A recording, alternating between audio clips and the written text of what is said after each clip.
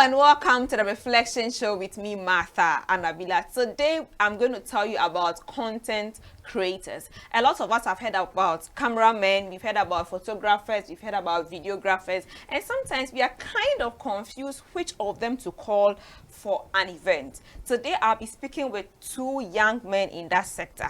They will tell us what really they are doing. Sometimes it's like they are photographers, sometimes they are like videographers, sometimes they are doing documentaries and all of that. How do we understand what they do? How do we get in touch with them when we need them at all costs?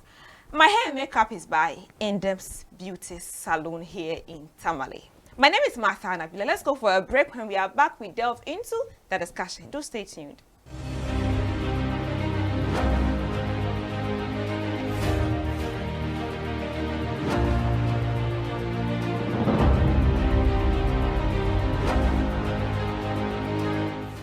Welcome back to the Reflection Show with me, Martha Anabila. Today we are going straight into the discussion. Welcome to the show, gentlemen. Thank you. Thank you so much for having us. So let me start with you, Snapped. Yes. Tell us about what you do. Which part of the media space are you actually operating in? Okay, rightly said, I'm Snapped, but the name is Dahaman Abdurrahim. Okay. So I like to call myself a documentarian. What is this? This is when you give detailed reports with photography. So people contact me and then they go like, I need photography for this, I need photography for that, but I would want you to detail the reports. Let's say I go with a borehole drilling company.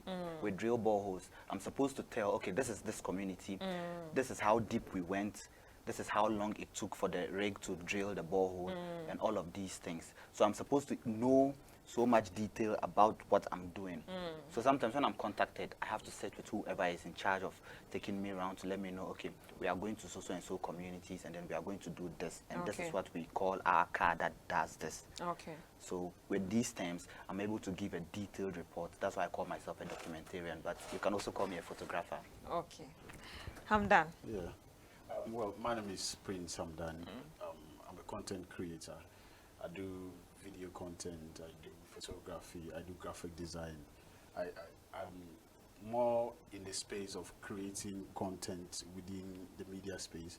For example, and also advertising. I do voiceover, like I'm a voiceover artist as well. Okay. So basically that's what I do. Yeah. Documentarian, content creator. creator. Right. What's the difference? All we know is take pictures, take videos for us. Okay, so like he said, he mentioned he's a content creator, but he mentioned photography somewhere in his output. Everyone is under a content creator's umbrella. Every one of those disciplines he mentioned, should I say, is under that content creator umbrella. Now, I don't call myself, okay, I'm also a content creator, but I don't term myself by that because I don't do videos. And content creation mostly is giving reports digitally on the media space. Okay. So he does videos, he does entertainment stuff about a whole lot of things. But mine is just, a lot of my work is not on the media space. It's about telling a story more. And then it's for one person Okay. for his work. Okay. But it's not for the public consumption mostly. So I just built a studio to start that public consumption stuff where you come and take your picture, put online, let people know tomorrow is my birthday and this is how beautiful I am, this is how good Snap make me look, and then all of that. So content creation is the umbrella we all fall under.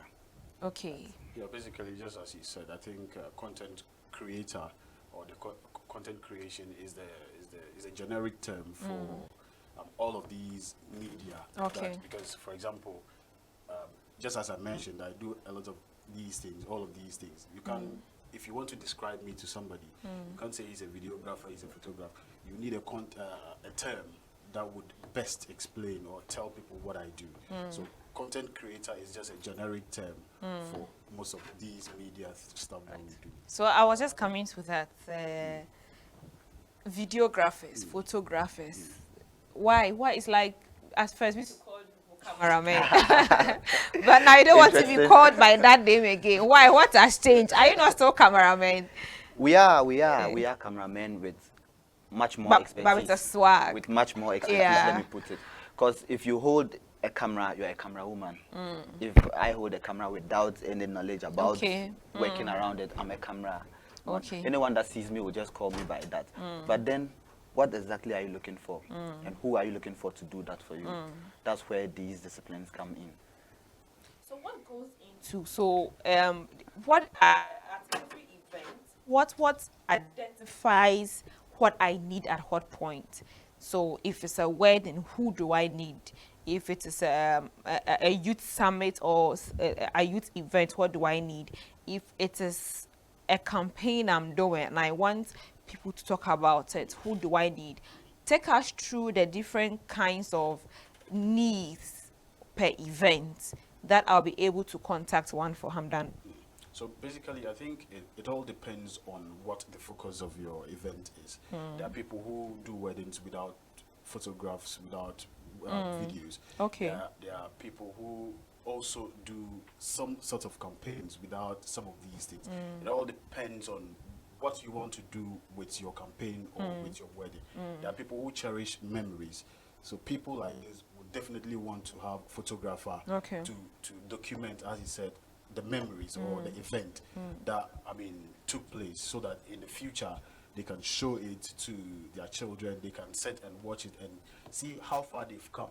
It actually depends on, you know, the intent you have for the event you are actually, you know, I mean, undertaking. For example, if you are, I mean, embarking on a campaign, your ultimate aim is for a lot of people to get to hear about it and to participate. So in that sense, it means that you need a platform or you need a medium that would be able to bring these people on. And we are in the 21st century, and we all know that these days video is one of the best tools to communicate. It's all about communicating to people to understand what it is that you are doing or what it is that you want them to know from your campaign. So basically that is what I can say. Rahim. Yeah, so like you said, it depends on what you need. So there are people that would contact you to cover their events because they want to keep memories or make memories. Someone came into my studio sometime, but let me give you a short story, and said she needed for me to come and take a picture for her and her husband's, I think, 10th anniversary. So I said, oh, that's a milestone, but why now? Like, do they have pictures from those other ones before that? Then she said no. But just a week before, she had a very big fight with her husband. She almost called it quits. Wow. She didn't care about the children. All she wanted was to leave the marriage. But she looked at their wedding picture from 10 years ago and fell back in love. Wow. So that's how good pictures help our events. Aside making memories, they actually keep us going. So it's very important. So let's say there are other people too that would just want pictures and not videos. There are people that would want videos and not pictures. But not to take this away from us. There are other like campaigns, they would not need any of these things. And that's you put up a face because I said they might not need any of these things. There are some organizations, like religious organizations, that would want to do a donation. Normally what we know is we have to take pictures to give reports or to let the media know what actually happened. But there are people that would want to do it silently and not need pictures and videos for that. So we are needed, but not everyone needs us. That's what I was just trying to get to. I would add that with regards to the campaigns and stuff like that, there are some of the organizations that probably might not be at a particular place of the campaign. Okay. But they would like to have evidence a feel that of the money what they are putting in is actually being used for the right purposes.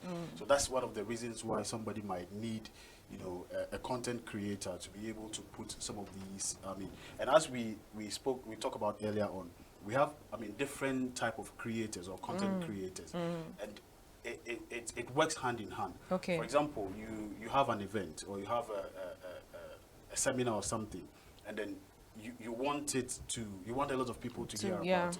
You might bring a photographer in to take a picture. Then you bring a graphic designer in to design a poster or something.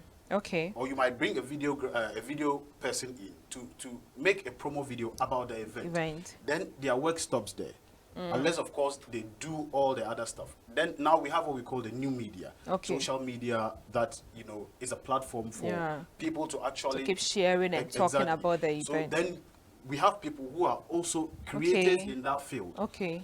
Where once the content is done, they will Yeah, take it okay, and then nice. Yeah. also put it on the platform. create more awareness of and what all people of that. should know. And now you see a lot of NGOs, a lot of companies adapting new media to promote their work and all of that. So it actually tells you how important, you know, content creation is, especially now, I mean, in the 21st century. How did you start getting into the media? What was the journey like for you? For me, I would say it was more like a miracle or a divine intervention or something. Or I was just cut to do this because growing up, I had like the talent for art, and I knew it was something that I had, but I didn't see the potential in it. So after junior high school, I wanted to go to secondary school and pursue business because that is where, you know, a That's lot of like the people, normal form of education. Exactly. After this, you go Exactly. there. That's where a lot of people feel that, you know, when you finish secondary school, JSS, you do business, then you are on a path to becoming a bank manager. You know, those top. I didn't know that, you know, being like in the arts is also a great potential. So I wanted to do like business, like An accountant, something like chartered. that. So when I applied for when we finished junior high school, I applied to do business. I actually applied to Tamasco to do business. Unfortunately, I wasn't picked. I was picked my second choice. Though my grades were good to be picked at Tamasco, I was picked at my second choice, which was WA Secondary School, to pursue visual arts. And I reluctantly chose WA Secondary School because I knew I was going to get Tamasco to pursue business. And I picked visual arts. Unfortunately for me, at that period, it was very hard to get people to do the arts, the visual arts, and those. I mean, So anyone who picks it, they just wherever you pick, if I had picked that at Tamasco, I would have gotten it straight. Okay. So when I got it, I wasn't happy. I wanted to change it. I told my mom. My mom went to the school several times. They tried, they didn't. The only option that was there was science, and I said no, science is not my thing. So my mom said, okay, you do it while, you know, we try to change. So in my first term, like I was just doing it. I was just doing the course, and we wrote our first term. You know, in the secondary school, you write First time, yeah. So we wrote, and then the results came. I topped the class, Wow. both practical and theory. Woo. And our class master came to the class and was looking for me. He asked them to call me, so I went to the office with him, and then he sat me down and said, so like, what was I doing to myself? I'm good Trying to change the course. You probably couldn't have topped your class in accounting class if you went to Tamasco. Exactly. So he told me that I had something special in the field that I found myself. That's why I said it was kind of divine. And I would also say this, that a lot of parents always, after secondary school, they allow their children to do whatever they want. I think this should tell parents that they should try and guide their children to pursue courses that are of interest to them, not necessarily. That's really an add their potential. Exactly, not necessarily what other people are doing. Because as human beings, we are all different. We are all like talented in different areas. So if you have a talented child in art and you are forcing him to do science, at the end of the day, he will fall short. And there are people who have talent in sciences. They would always be the best ahead of him, but he could also be the best somewhere else. So when I did visual art was basically about graphic designing, painting, and so I'm just trying to take the journey. So I started that, but then I didn't even know there was something called video production, stuff like that. So I did a graphic design, and then I went on. I completed, and my grades weren't bad. And from there, I started, and you know, in the course they will tell you some of the potential, some of the things that you could do. And among them, architecture was something that stood out for me. So after secondary school, I decided to do architecture. I applied to KNUST. I didn't get it.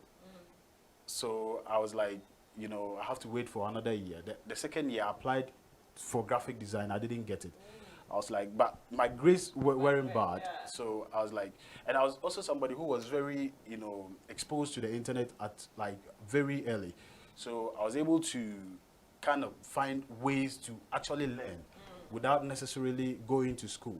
And I'm also somebody who like to do things out of the box. If everybody's going to school, like, I do something different. So I said that probably this is a way to, you know, God is telling me to actually do my thing and forget about school. So I actually got, I saw a particular advert on TV, which was advertising graphic design, because what we learned at school was the manual kind of graphic design. This was digital, art, digital design and stuff like that.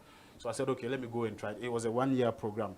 I went there, I did it, and in the graphic class, they added something called multimedia design.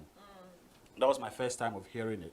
But I mean, I saw in the first day of the class, they were teaching us things that were of interest to me. So I paid attention, and I was picking up, and I actually liked it. So I carried on, and we completed the course. So from there, I started thinking about multimedia. What else? What else can I do with multimedia? So I realized that, the multimedia we studied at school was more of like animation, digital design and stuff like that. But I'm somebody who always wants to, based on the environment we find ourselves, always want to find ways to be able to do a lot more with my talent. So I realized that, there's also something called video production, because in our class, some of the animation stuff we actually did were videos that were shot and brought for us to do animation. So I saw cameras and stuff like that. I was inquisitive. I wanted to find out what these things are all about and all of that. So from the school, I started, going into the internet. And as I said earlier on, I'm always on the internet. Yeah. I started going to the internet. More on the internet. I started going on the internet to check, the cameras and what they could do and all of that. So I started learning video production on the internet. Ooh. The school I went, I didn't learn anything video production. Wow. There. It was only animation, After Effects and stuff. But the internet has helped you. Me a lot. I like how you hold your camera, it's like it's standing and you run and come back. I'm like, what is he doing? Almost all the stuff I know is more on the internet, and I particularly like the new government intervention with the TVETs and all of those things going on, because there are a lot of talent who just feel that their talent is worthless just because they didn't go to a university. But I'm a typical example of a TVET, because at the end of the day, it's technical skills that I'm surviving on now, so I think everybody who is doing, recently I saw a video of you at the Bopa, and students doing great stuff. So I think we should put a lot more interest in technical know-how. It will help the unemployment situation in the country. Yeah. It would help the unemployment situation. About that video, I had people asking, and they were like, are we sure the students actually built that, or they just reassembled it? Yeah. Let's clap for our young people. They actually did it. I think it was It just was the amazing. engine they bought. Yeah. But from the metal and how they carved the metal to every point of it Was done by them. was done by It them. was I think very we good. even It did was the video for a long time, but we actually we got so busy we couldn't really post it, edit it, yeah. and post it. So I think when they went to do their exhibition was the time we were done and we edit, and people were passing such comments. I'm like, these students are really doing amazing, stuff. and we're actually going to go back to the part to make sure that we come back with a part too, because they are doing so much amazing things there. Raheem, how did it start for you? So before I was behind the camera, I was in front of the camera. Okay. I was an artist. Yeah, you mentioned. Please give us some freestyle. I'll do that later. So what actually happened was, one day I was on set taking pictures for my cover art to promote a song. Then I liked the way the photographer held the camera, and then it was so nice. So I was like, Charlie Banks, you have got to teach me some things, man. And then he was like, well, is that your field of interest? Because in this, if it's not something you like, you can't learn. You can't do it. You might learn, you might have all the gadgets you need, but you can't do it. You would give up at a point because of, one, customers can give you trash at any point in time. But since it is something you like, but it pays, doesn't it? It does. It does pay. It I does, think you're the somehow. first person to say this. It does pay. Some don't really admit it does pay. Why they don't admit it is that you have to reinvest. The reinvestment is key. You get $1,000 right now, you have to buy something about $1,200. So sometimes you have to get money from somewhere else to fit in. Because if you leave that $1,000 sitting down, you're going to probably spend it on something, and then you might not be able to get it. And our things are very expensive. You can buy a lens for somewhere about $2,000, and that's so much money. I was telling you a story, I think, the other time on the field about a photographer or Yes. a videographer who was holding his camera and he was holding, I call it the umbrella, Yes. that thing. The softbox. Then he kept the camera on, I think, a wall or something. He was about to lift the umbrella and the tail of the umbrella hit it. Like the way he screamed in the video, I could feel that. And something was like it was about 30,000 cedis that had fallen as at that Yes. time. Now that the Yes. dollar is always growing, I can imagine how much it will cost. I want us to go for a break. Then when we come back, Rahim will take us through his journey of how he became the big photographer or Documentarian, documentarian. Their names are confusing me. I think after this episode I'll be used to it. Stay tuned, we'll be right back. Books by Pastor A.L. Fant. They are inspired by the Holy Spirit, simple to comprehend, relevant in application, and so lovely to read. Grab copies like Dynamics of Kingdom Influence, Dynamics of Ministry, Marcus King for Church Workers, Money Matters, and she calls herself a woman. This marriage must work. No more curses. Loaded mouth. Secrets of Kingdom Dominion. The exploits of service. Things fall apart. Church without bleeding pulpit. Singles mingle and many more.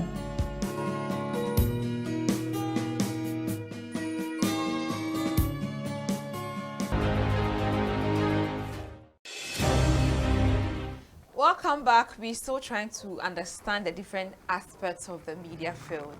Rahim, Yep. so you were in front of the camera and you went behind the camera. Behind the camera. Yes. So, like I was saying, banks gave me a lot of advice, which I took. I went home, thought about it a lot, and then I was Banks, like, a name of a person. yeah, he's also a photographer. He's called Nana Ajay Bekorang Okay. something. So the short is Banks, but that's what name he goes by in the media space. So I went, slept over it, and then I thought to myself, okay, this is something I really want to do.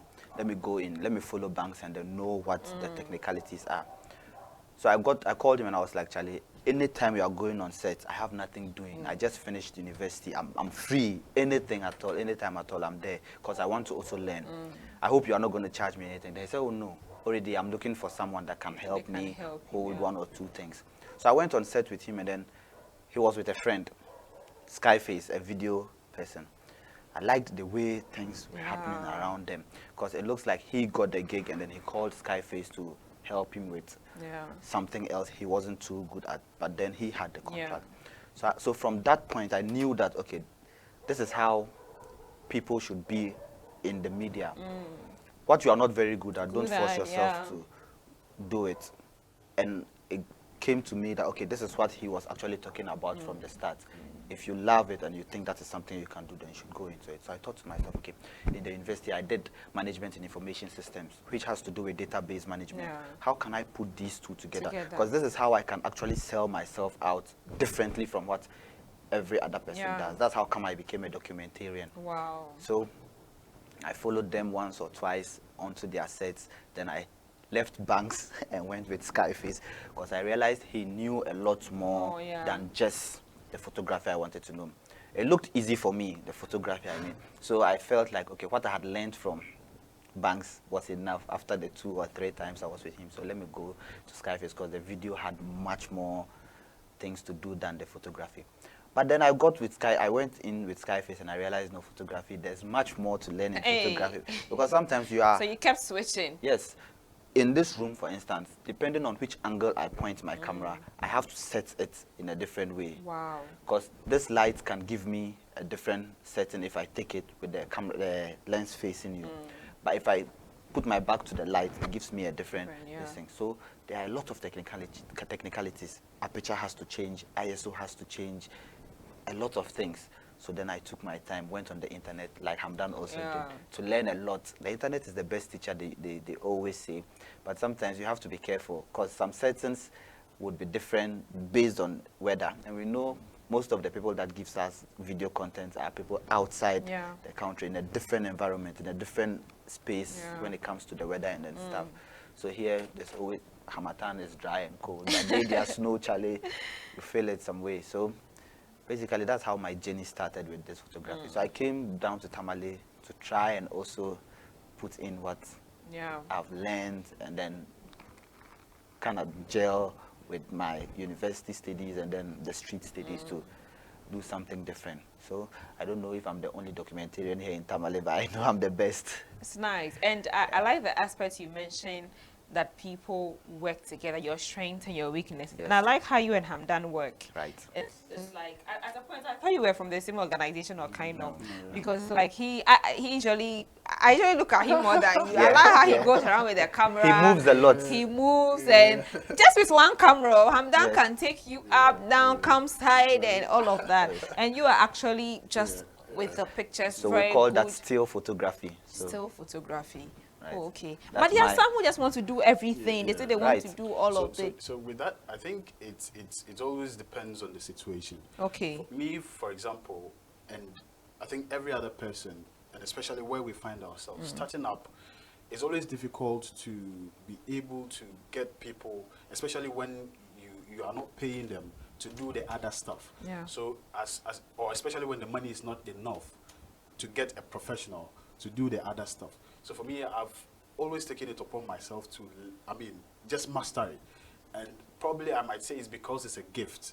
Art is just a gift for me. Yeah. The moment I just get in, it becomes easy and all of that. So I always want to learn whatever I need as part of my work. For example, I will do an ad for somebody. The person might need a voiceover. From childhood, like radio has always been something I've always loved to Yeah. do. So, and I realized I had a potential there. So when I got the opportunity, I bought a mic, I went to YouTube, learned how to do voiceovers. And once I do your ad and I do your voiceover, you wouldn't even know it's the same person who did it. Editing is the final stage of production. Who will go and shoot and bring it for you to edit? That's true. And because you are also shooting, Exactly. you are able to know what you and want. I think I find it very, I've worked with a number of media people, and it's a bit sometimes tough having you to record and he edits. Edit, It's exactly. like once they're recording, there's Yes. an idea in your mind on how you want the video to come look. out. So Exactly. giving it to Rahim will be a bit Will tough. be a I bit- didn't really know that. Exactly. So I always find like pleasure in just going around. Whatever has to do with the work I do, I would have to learn it, and not just learn it, master how to do it and do it well.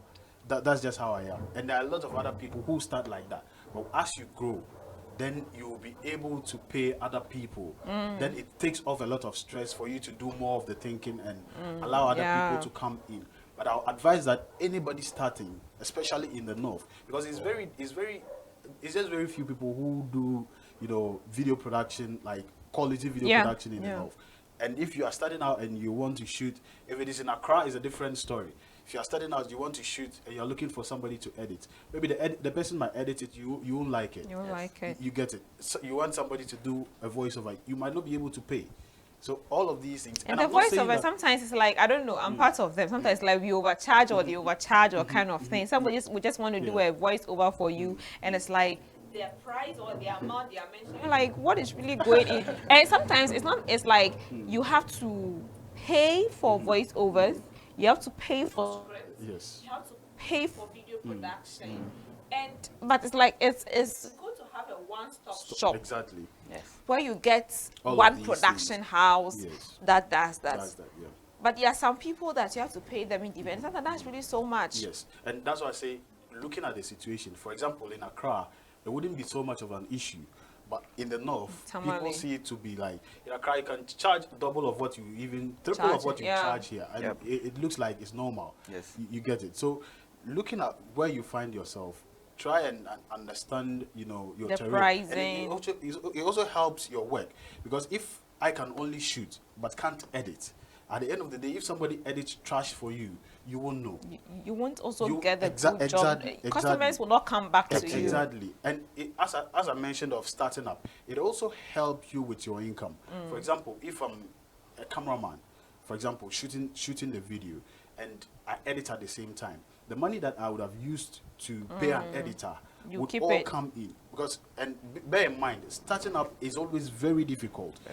Because there's not much money coming in. So the least opportunity you have to make Make good use all of the it. money. But I'm not saying that you should force and do it. You should learn how to do it and do it well. Then you can, bring all of them, under umbrella. I actually started out wanting to create that one-stop company where you can come in and everything will be taken care of for you. So, and I realized that as a creative director, you need to know whatever has to come together to give or you have that a bit of knowledge of every exactly, department. to be able When to the work give out the finally best. gets to you, You know that this is good or this is bad, then you'll be able to manage stuff, I mean, well. But if you don't do that from the beginning, getting to the top, it will be very difficult for you. how is it working with other media people? So when you go on a field and you meet other videographers, you meet another photographer, what happens? Well, I don't know for Rahim, but for me, is always more like, I mean, this. You don't rub shoulders. No. For me, I know more than you. I know no, more than no. You see, for me, I always try so much to humble myself whenever I meet because people. I feel there's always something to learn. No Yes. matter How much you know. I see Buta. I've known Buta for a long time, and I think James Vintage learned from Buta, and Yeah. other people that have also followed Yeah. Buta. I think Jade too Yeah. have followed Buta. Even most upcoming media Media people, yeah. camera, Yeah. content creators, say Omonia cameramen have actually learned from Buta. But there are times I see Buta at places, and he's just like he's under there. You don't see him that much like trying to be too like loud. he's the boss. Yes, too loud. But indeed, I see other upcoming people who are not even up to you and Che and James and APM Multimedia and Co. You see them around, and it's like they just want to show that they are all over the place. What is it with like have you met that before? You go to a place, you've met people like that. I do. I remember one time I went to do some video for a school, and it was more like a ceremony. So other media people came and all of that. So there was this lady who I think worked for a big media house in Accra. So she was a correspondent, and she was all over the place. You know, don't do that kind of thing. But for me, usually I stay cool. If you start to behave a certain way towards me, then I give you the other side of me. But normally I'll just be calm, and because just as you said, you can never know everything. You never know everything. You see, one thing I value so much in life is relationships. You might know more than the person, but the person might know more people than you. Yeah. And getting work is not just about you knowing the job. It's who it's gives about you who, gig. the connections, the relationships. There are times that I learned that Buta sometimes is not in the country, and he get gigs and he calls people to go and do it, and they will be there for a whole month. They've not had a gig, and one other person gets a gig that kind and of calls. person, and you want to show off. At the end of the day, he won't give you the job. I've always said that. You see, when because their name is on it, their reputation is on it. When they say, I mean, people like to in Ghana now is whom you know. I think it's not actually a bad thing. Yeah. Because at the end of the day, I wouldn't give my job to somebody I don't know. I would want somebody I've worked with, somebody I know how they work. That can maintain my brand and my reputation. Exactly. So I wouldn't just go out. You can be the best. If I don't know you, I don't know what you can do. It's not just about the work. It's about attitude. It's about character and a whole lot of stuff. Yeah. But if I know you, I know that with you, everything will go well. So I prefer giving you the job than giving it to somebody I don't know. You get it? So I think people should, when we meet as creators, we are all doing the same thing, fine. But it's an opportunity for us to learn, to create contact, to build relationships. I mean, there can always be a lot of work for everybody.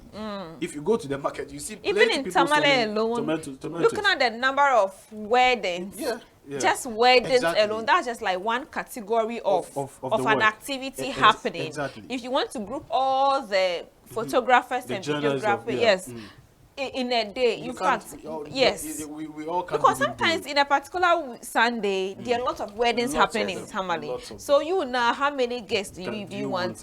That's Christian weddings, Muslim weddings, traditional weddings, plus other what's the name, seminars happening on the weekend. Naming ceremonies are also happening.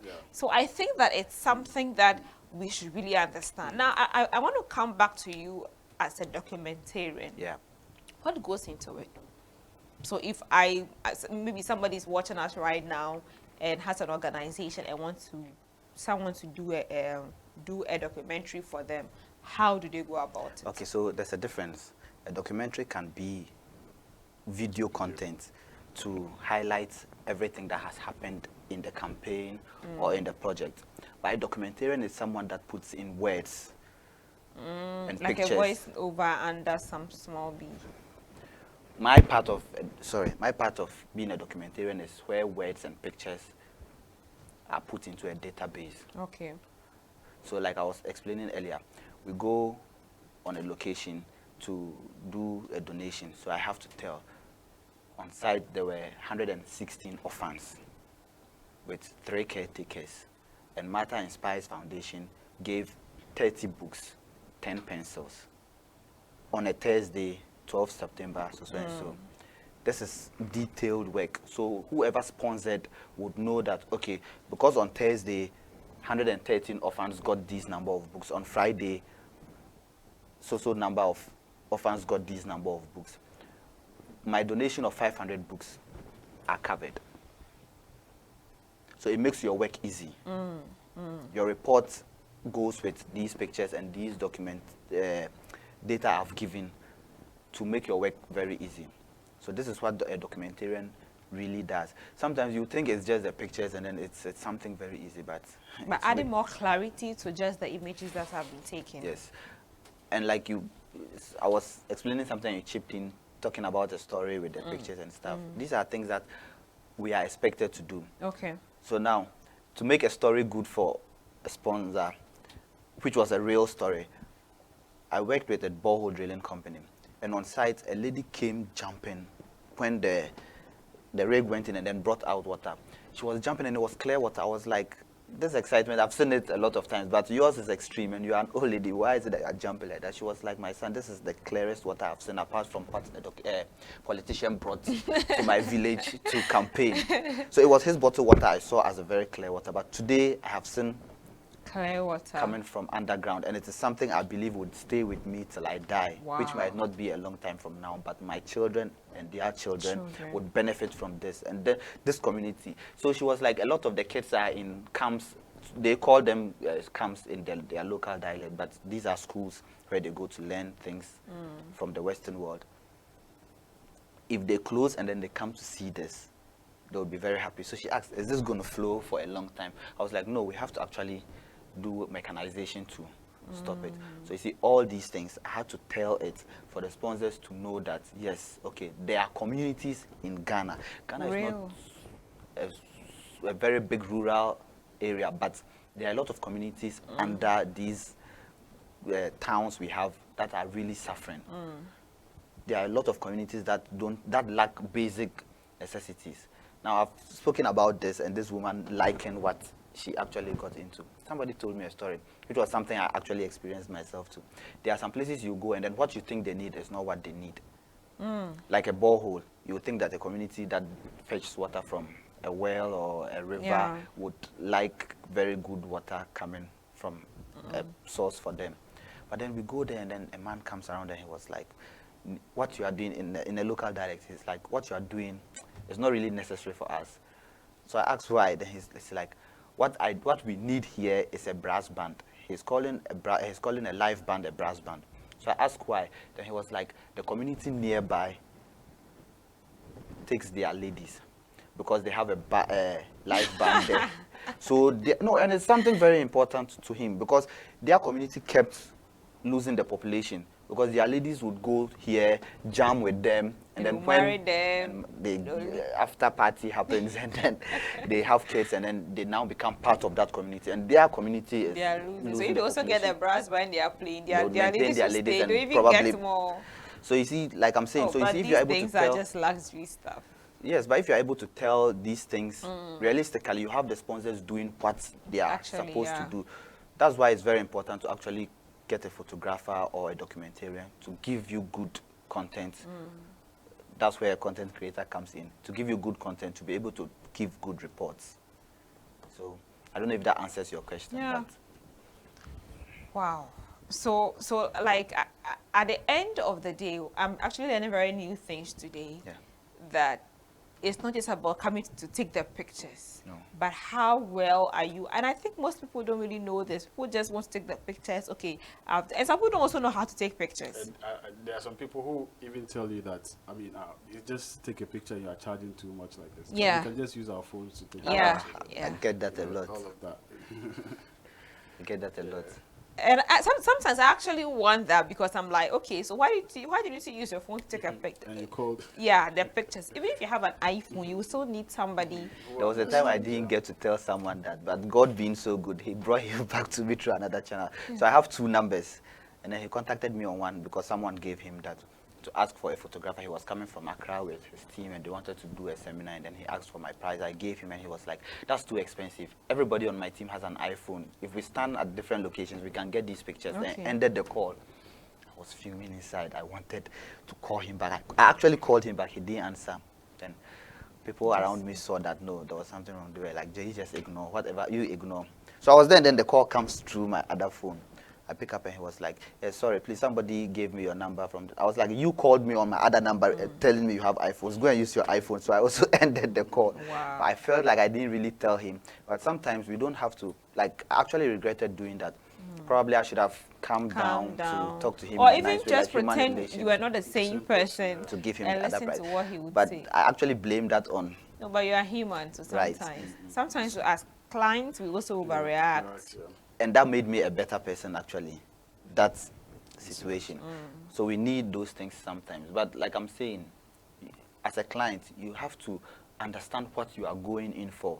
That is where you would know that, okay, it's really worth it to pay for this. Because I don't think a sponsor would want you to give them good images and have a problem with you paying a certain amount of money to But these content creators. sometimes, genuinely, do some people also really overcharge, depending on the organization? Well, Or is it because of what they're actually asking Okay, for? so let me say this. Maybe if I'm coming on, if I'm told what you need and I'm coming on, there are a lot of things I have to come on there with. So for insurance, for expertise, And I think for how a lot long of it is- things. I think Jay would say that I'm charging you for just 2 hours. If it's over 2 hours, I'm going. right? We actually charge by the hour. Okay. But you look at certain things and then you cannot charge by the hour. Like you are traveling, and then you have to cover a whole day stuff. You cannot charge by the hour because you will not be doing them good. But some people will not understand this. They just want you to quantify it and charge them low, which will not help. Like I was saying, And the risk in traveling as well. there's insurance, and then someone I worked with that came from America told me that usually what the NGOs or organizations there do is they have their gadgets. All they need is a consultant, so the resource expertise person. of a photographer. So come use our equipment, take these pictures for us, leave them with And us. go. By that, you don't take that their image reduces the- anywhere. yeah. Copyright is protected a whole lot. But here, organizations, or should I say, people don't have the luxury to Yeah, buy actually, them. it's very expensive. Very So expensive. having So, to so that's where they have to employ us. And because of the insurance and all these other things, we have to charge well so that we don't go. at and a now loss. it's like a full-time job. It is. And It is. I think that just as you said, you can just leave your house with 30,000, 50,000 Ghana cedis camera and return without a camera. Without a camera. I That's think for you told me insurance. instances of somebody somewhere Exactly. You who's just gave an example. whose gadgets got stolen. Exactly. So yeah, in Upper West somewhere. I think in No, it's Upper Upper East. East, yeah. Upper East, yeah. They came from Accra to go there and create some content. They were robbed. His $500, his laptop, his camera, everything gone. And these are by no means our laptops. It's not the ordinary laptop. Laptop, yes.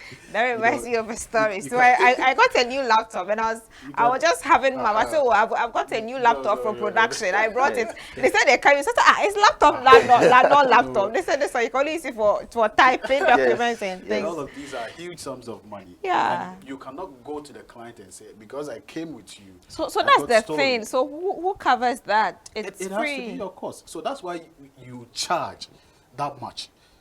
Just in case, you know, as you was talking about insurance and all of those things, in case something happens, you'll be able to at least still keep Yeah, going. it's And, okay. you know, and just not just that. There are a lot of other things that come into costing when you are, I mean, putting together cost for a project. Like leaving your wife and children for some number of days Exactly. to compensate so. you. Hey, exactly. Hey, please, Exactly married. so. Oh. Hamdan, you have to do a marriage. It's like as you robbing that. Hamdan is married. Hamdan. You are married. He's my senior Oh, man nice. in this. Oh, nice. So I'm the single one here.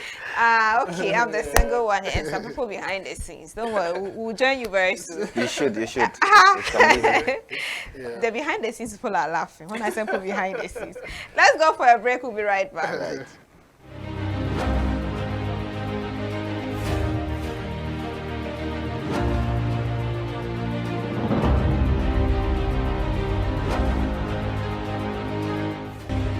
Welcome back. We're still trying to understand the media space, to explore and get to know all that it entails. We have a few minutes to wrap up. What are your very final words on this? And actually just add up to upcoming videographers, photographers, what they should know and how they can be able to get to the top.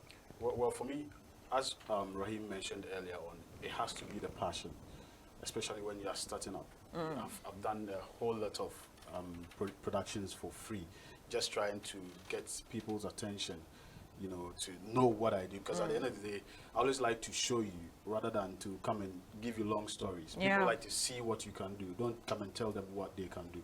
So it has to be a lot of passion for the job. And it also has to take a lot of sacrifices. I mean, I've slept in studios, like right now, I still have, I mean, an issue with my spine, just because of the stress that I went through to learning the job. Because aside the internet, you need the experience. So I've actually worked with a couple of studios in Accra.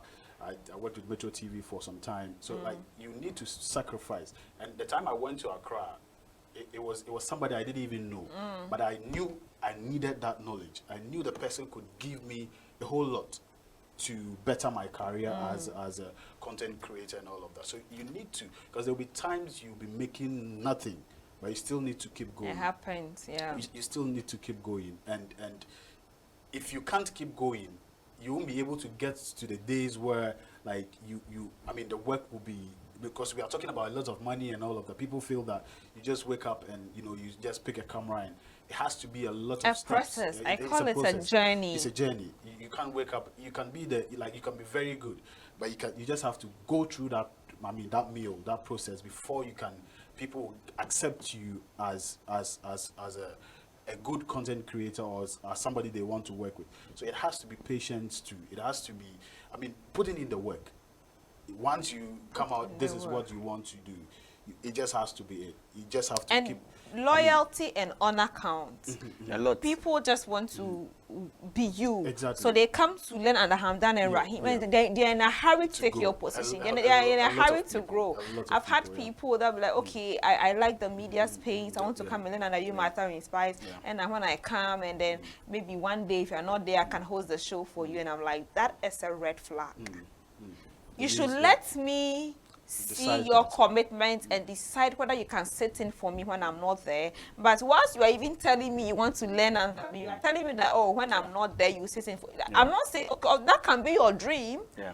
But that shouldn't be communicated. It's like going to look for a job where you are telling your CEO that you let me come and work under you as your PA, so that if you are not there one day, I can go and represent you. That shouldn't be something that should come out. It for shouldn't even people. be in your mind. Yeah. It can be in your long-term goals. long-term But goal. at the moment, your dream is to know the job, to follow through the process and be able to, you know, I mean, work your way there. Yeah.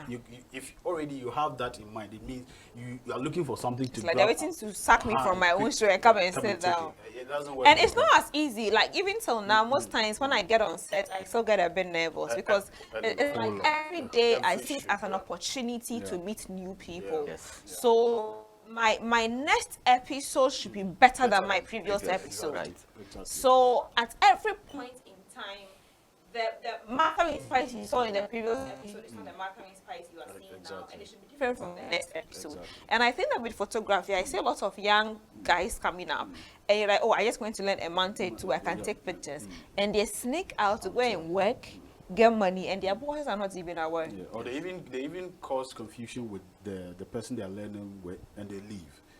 because they want to go and start their own, something, because they have a little camera somewhere and all of that. But at the end of the day, you don't end up learning enough to be able to get to that pedestal, because at the end of the day, just as you said, it's a long journey. And if you are in a hurry, at the end of the day, you won't be able to, meet, expectations, because what you charge depends on your level of understanding of the job. So it means that at the end of the day, you wouldn't be able to get to where you are supposed to be as a creator. Yeah. Rahim. Yes. So on top of this passion, respect, and all of that, I think keeping relationship, like Hamdan said earlier, is very important. Myself and Nanachi are very cool, very free. I can go to him anytime. Charlie, you are not in the studio. He say, "Oh, you come to the house." I go to his house. Whatever I need from him, he gives me. He comes to my studio. Whatever he needs from me, I give him. Like, there are a lot of times we've actually gone to work. Sometimes he can even call me to come and do a job for him. Yeah. Because he can't do it alone. Yeah. There are times too I would need him in that aspect. So I'm not even cutting him short. I work with him on your project. Yeah. And it was due to relationships that, because he knew what I could do. I didn't know what he could do. So he called me that there's something he wants us to do together. So if at the first instance, if I didn't give him that respect, there are a lot of people he can call, regardless whether they are doing the job well or not. So far as his ego is pleased, at the end of the day, he's good to go. So relationships are very important in every aspect of life. Yeah. So, and it's not just with, you mentioned what advice we have for upcoming. People in the game need advice too. There are a lot of them that are arrogant, and it's not helpful. Yes, you might know the job, you might have the client base, you might be able to do everything they need you to do. But then from that point, you will need to grow bigger than who you already are. How do you get there? This is something we have to live. My grandma, I had the wisest grandmother. I keep saying that. Sometimes she'll just tell you something and then you have to know that. This is someone that told me that to let somebody get what they misplaced, you leave it where you found it. Let's say I'm walking and I find 5 CDs on the ground. If I want the owner to really get it, instead of taking it to a radio station to announce that I found this 5 CDs somewhere, just leave it there. But the question is, the next person after me, would the person also leave that 5 CD there? So there are some things we have to learn from each other, no matter how big or how small the person teaching you it is. And sometimes we have indirect teachers. You just look at someone and the way they work or the way they live their life, and then there's a lot you learn from it. There's a lot I've learned from Hamdan, a lot. We were on a field trip, I can't mention which, but you see, he kept being that, I pray, but I'm not as disciplined as he is in the relationship. He kept, Charlie, wake up, make we pray. And I felt like, no, this is how he's good at what he does, because he's getting the blessing from the Almighty to do this. So let me actually pick that tool to add to what I already know. And then I think indirectly I've learned a lot. He has taught me a lot. And it's not just with prayer. He was like, Charlie, there's a lot. There was a drink I was taking and he was like, Charlie, plenty sugar. You don't go to sleep. You don't go to sleep. You need to rest and be able to work well the next day. And like, that's something, my lady keeps telling me, if you don't eat well, your creative mind would get lost. And then I think it's something we have to keep. I think we all learn from each other. Yes. But one thing I would like to mention is that a lot of people also need to pay attention to home grooming. When you're in the house and your parents are telling you to do stuff, they are teaching you stuff. It's not just for the sake of, they are not punishing you. Yes. Why do I say this? I mean, growing up, my mom used to be a bread baker. In the house, you cannot sit for a minute without doing something.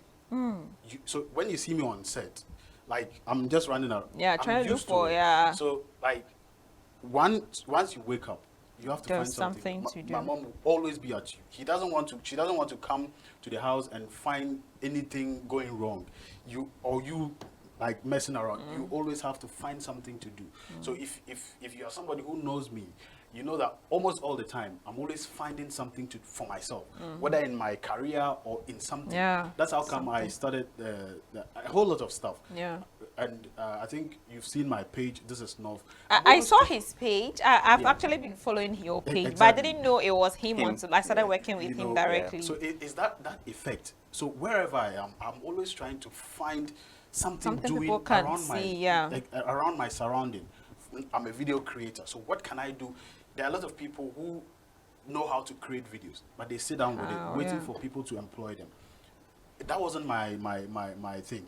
I'll just go out there. What can I do with the talent I have to create impact or to make impact in the community? That's how I started This Is North, where we try to create video content. So just around take the us media. through your social media handles Yeah, okay, and so how people can.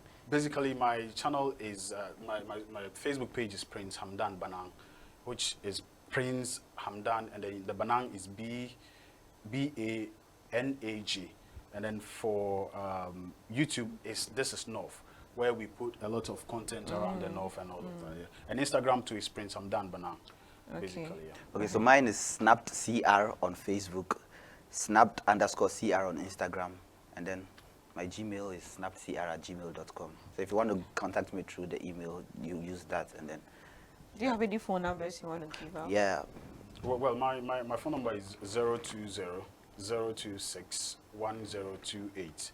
020-026-1028. That's my WhatsApp number as well, so you can just send a Okay, WhatsApp. and mine is 0244-050940.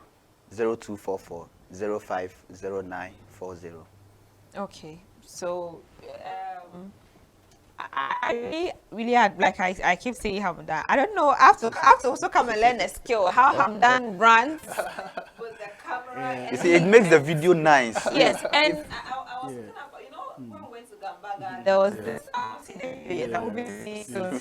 There was this, but I saw the SMs after you finished it. I think I was just at the runabout. And I just saw, and it's like at a point I was even getting distracted about. I just wanted to see everything. I was seeing the sky, I was seeing everywhere. So it makes the video very engaging to viewers to really watch. Thank you so much. Thank And you it's for having amazing us. working with you guys. Right. The swimming. But I didn't swim. Yeah, we didn't swim. No, but I'm not very good at swimming. so- Okay. He is, so he went He into was the trying to water, teach me. He was scared, man. He was trying to teach me some swimming moves, but actually, me was- nah, it was I dangerous. don't want to die. I don't want to With die. who you are? Do you know who you are? I'm a big one. Right. Thank you guys Thank for you for having coming. us. I want to Thank say a you. special Pleasure. thank you to OL Pure here in Tamale. Nana, Modern City, thank you very much for supporting. Should I say the Martha is Spice Foundation Youth Summit? In fact, the water you give us for the summit, we are drinking it and we are drinking it again on the reflection There's show. some the B bottle like that. Yeah, so anytime you are in Tamale, just get the OL Pure drinking water, or should I say natural mineral water, to have a great drink and refresh yourself. My hair and makeup is by Indem's Beauty Salon. We are still calling on partners and sponsors for the reflection show. Give us a call on 054-9578-512. Get the number on your screen. And I actually have to say this. You are doing a great job Aw, inspiring thank the you. young people, and because sometimes that is just all we need as young people, inspiration, and you could get the next president out of that. I see a whole lot of things going wrong, and people just don't care. But what you are doing, you are building the community. You are building the country. I'll pop a champagne for myself. You have to. You have to. And You have to. I mean, more grease to your elbows. Thank you so much, and thank you. Sometimes it's good working with people who understands the vision, and it's like you understand what Martha wants to capture. So there are times I see the videos and pictures and I'm like, okay, this guy is like they're in my head. Thank you. Together we actually, because if I'm doing it without us actually showing to the world what we are doing, then at the end of the day, nobody will get to know of us. Thank you so much for watching. Have a good night.